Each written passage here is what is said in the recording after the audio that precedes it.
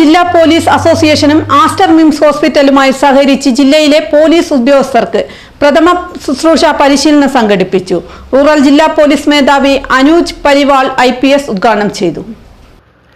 Police association ജില്ലാ president Jayesh TV അധ്യക്ഷത വഹിച്ചു.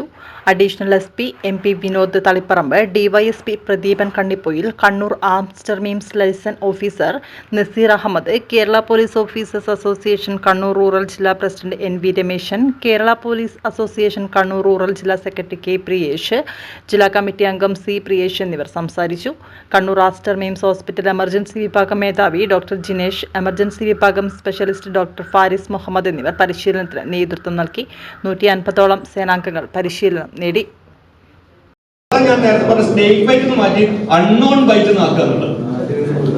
ഇത് മനസ്സിലാക്കിയിട്ട് നമുക്ക് പ്രത്യേകിച്ച് ഒരു ഗുണമില്ല. ആകെ ഗുണം ചിലപ്പം നമുക്കായിരിക്കും, ഡോക്ടർമാർക്കായിരിക്കും. നമുക്ക് ടെൻഷൻ എടുക്കണ്ട. ഇത് ചിലപ്പോൾ പാമ്പിനെ കൊണ്ടുവന്നു കഴിഞ്ഞാൽ നമ്മൾ പേഷ്യന്റിനോട് പറഞ്ഞിട്ടില്ലെങ്കിലും നമുക്ക് ഉള്ളിൽ ഒരു ആശ്വാസം ഉണ്ടാവും. ഞങ്ങൾക്ക് മാത്രമേ അതിന് ഗുണമുള്ളൂ. കാരണം എന്തും തന്നെയാണ്. ഇപ്പൊ വിഷമുള്ള പാമ്പാണെന്ന് പറയുന്നത് ഞങ്ങൾ ചികിത്സിക്കാൻ പോകുന്നില്ല വന്നോണ്ട്. അത് ഒരുപാട് പ്രാവശ്യം പ്രശ്നങ്ങൾ ഉണ്ടായിട്ടുണ്ട് അല്ലെ. ഇന്നലെ വന്നതാണ്, ഇന്ന് രാവിലെ അവർ മരുന്ന് കൊടുത്തതോട് ബഹളം ഉണ്ടാക്കിയിട്ടുണ്ട്. എന്തുകൊണ്ടത്? ഈ പറഞ്ഞ പോലെ എല്ലാ പാമ്പുകൾക്കും വിഷമില്ല.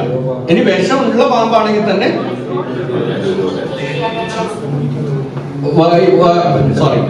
ഈ വിഷമുള്ള പാമ്പാണെങ്കിൽ തന്നെ വിഷം തീണ്ടണമെന്നില്ല, എൻവെനമേഷൻ നടക്കണമെന്നില്ല. അപ്പൊ അതിന് കുറെ ഘടകങ്ങളുണ്ട്. ഡ്രൈ ബൈറ്റ് ഉണ്ടാവാം, ചിലപ്പോൾ പാമ്പ് വിഷം ചീറ്റാതെ തന്നെ കടിക്കാം, പേടിപ്പിക്കാൻ വേണ്ടി ചെയ്യാം. അപ്പൊ ഈ വിഷകാരികൾ രക്ഷപ്പെടുന്നത് അതുകൊണ്ടാട്ടോ. നമ്മളിപ്പോ 100 ആളെ പാമ്പ് കടിച്ചിട്ടുണ്ടായാലും 1